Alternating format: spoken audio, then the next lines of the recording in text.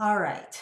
Verbs generally come right after the subject of your sentence in English. And we've got two types of verbs.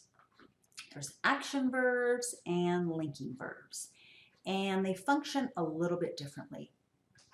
Verbs are really important for analyzing grammar, probably the most important thing. The key to locating the main verb of your sentence is two things. Knowing that every verb must agree with its subject, so they're kind of like partners, they can't be separated. That's one thing. And then it also must have tense. That's the other thing. So tense is going to mean past, present, future.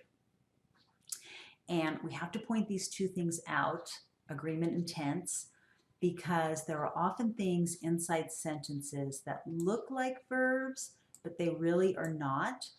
So if you can remember back to the first video, the first example I gave, the word parking, it may have seemed at first glance like a verb, but when you look at it in the sentence, it clearly isn't because doesn't have a subject that it agrees with because it is the subject, and it doesn't have any kind of past or present tense on it. So it's not at all a verb.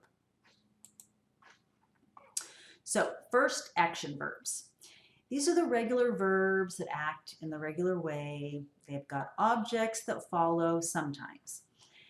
And you may have heard the terms transitive and intransitive, and that just means that the verb needs an object if it's transitive, and it can't have an object if it's intransitive.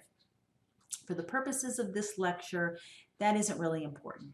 You can find out if a verb is transitive or intransitive by looking it up in a dictionary, and that will be part of the definition. I do want to show you how the word slams here has both tense and agreement. First of all, it's got present tense. I can change it to past or future. I can say he slammed, past tense, or he will slammed, future tense. And then the agreement part is that little S on the end that appears in present tense. So if I change my subject to a plural, if I say they slam, or those people slam, or if I change it to talking about myself or you instead of a different person, if I say I slam or you slam, then that S goes away. That is the agreement that we're talking about. So that is how I know that in this sentence, he slams his opponent. That he and slams agree with each other. They are partners and go together.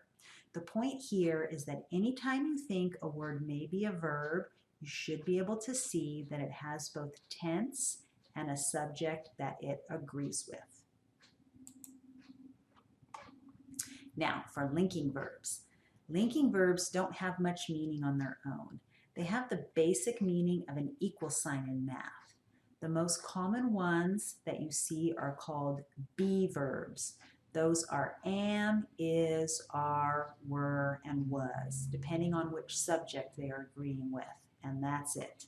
The stative verbs are a little more tricky because some of them can be both stative and active verbs. Remember that active verbs don't mean that the action is especially hyper or moving around. The verbs sleep and sit are action verbs. So looking at the example, I feel thirsty, it means the exact same thing as I am thirsty. You can substitute it out without changing the structure of the sentence at all.